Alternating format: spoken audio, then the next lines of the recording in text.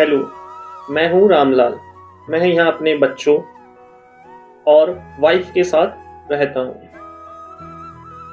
मेरे पास 2 एकड़ का प्लॉट है जहाँ मैं कॉटन की खेती करता हूँ और अपने पूरे परिवार का निर्वाह करता हूँ। लेकिन हमारी जिंदगी आसान नहीं है क्योंकि पेस्ट और इंसेक्ट हमारी फसल को लगभग पूरी तरह से नष्ट कर देते हैं। पिछले कुछ सालों से हमारी कॉटन की खेती को बॉलवर्म नष्ट कर देते हैं, जिससे हमें भारी नुकसान उठाना पड़ता है। इस साल मैंने कई पेस्टिसाइड का यूज करा है ताकि मैं अपनी क्रॉप को बचा सकूं और मेरी क्रॉप पूरी तरह से बॉलवर्म से सुरक्षित रहे। इससे मुझे और मेरी फैमिली को फायदा होगा और मैं उन्हें एक अच्छी लाइफ दे पाऊंगा। लेकिन इस बार बॉलवर्म ने मेरी सारी फसल नष्ट कर दी है। मेरी सारी मेहनत, मेरा सारा पैसा जो मैंने सीड्स और पेस्टिसाइड्स खरीदने के लिए यूज करा था, वो सब वेस्ट हो गया है। मोहन, मेरी सारी फसल बॉलवर्म ने खराब कर दी है। तो गांव के मुखिया के पास चलते हैं और अपनी परेशानी उन्हें बताते हैं। हमारी फसल बॉलवर्म नष्ट कर रहे हैं, जिससे हमें बहुत नुकसान हो रहा है। कृपया हमारी सहायता करें। हमारी सारी मेहनत खराब हो गई है। आप सभी चिंता ना करें, हम इस विषय में एक्सपर्ट से बात करेंगे।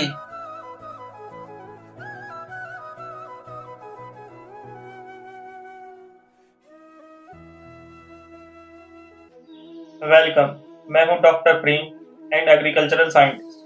डॉक्टर, हम बॉलवर्म के संक्रमण से बहुत परेशान हैं। हम पेस्टिसाइड का यूज करके भी अपनी फसल को नहीं बचा पा रहे हैं। ओके, पहले मैं आपको पेस्ट और पेस्टिसाइड के बारे में बताता हूँ।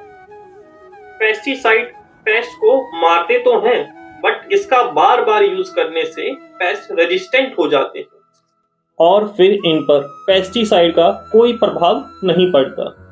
फॉर एग्जाम्पल कि मच्छरों के ऊपर अब DDT का कोई असर नहीं होता। लेकिन आप टेंशन ना लें, आपकी समस्या का हल है हमारे पास। देखिए, ये है BT सीड्स। ये दिखने में तो नॉर्मल सीड की तरह ही है, but technically advance GM seeds हैं, जो आपको बॉलवर्म से छुटकारा दिला सकता है। आइए आपको इसके बारे में और बताता हूं। दुनिया में हर ऑर्गेनिज्म के पास DNA होता है, जिसमें जीन होता है जो ऑर्गेनिज्म का शेप, साइज, कलर डिसाइड करता है। BT सीड के जीन में एक एक्स्ट्रा जीन को जोड़ दिया है। ये जीन बॉलवर्म को किल करता है और सीड को बॉलवर्म रेजिस्टेंट बनाता है। इस जीन को सॉइल में रहने वाले बैक्टीरिया बैसिलस थुरिंजिनेसिस से लिया गया है। इससे पहले BT बैक्टीरियम स्प्रे की तरह यूज किया जाता था बॉलवर्म को किल करने के लिए। लेकिन अब जेनेटिक इंजीनियरिंग के थ्रू उस जीन को ही प्लांट में फिट कर दिया गया है, जो रिस्पॉन्सिबल होता है बॉलवर्म को किल करने के लिए। ये क्रॉस पॉलिनेशन से डिफरेंट है। GM क्रॉप की खेती नॉन GM क्रॉप से थोड़ी सी अलग होती है। GM क्रॉप में नॉन BT सीड्स ग्रो करे होते हैं BT सीड्स के अराउंड। इसे रिफ्यूज कहा जाता है।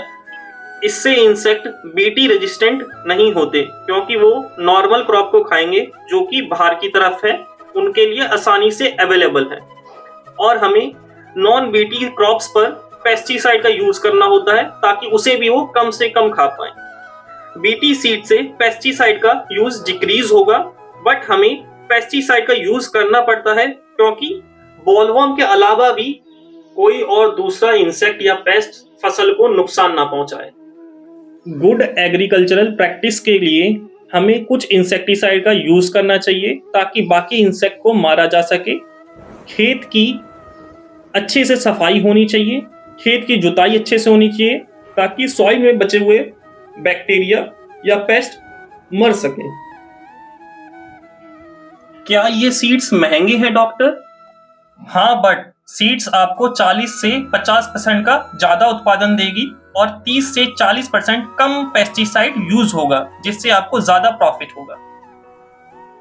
डॉक्टर, मेरे पास एक क्वेश्चन और है, क्या ये बीटी क्रॉप्स हमारे जानवरों को नुकसान पहुंचा सकती हैं? नहीं, ये सिर्फ बॉलवर्म को ही किल करती है या उसकी अलग अलग वैरायटीज को। इसका काऊ, गॉट, शीप और ह्यूमंस पर कोई असर नहीं होता।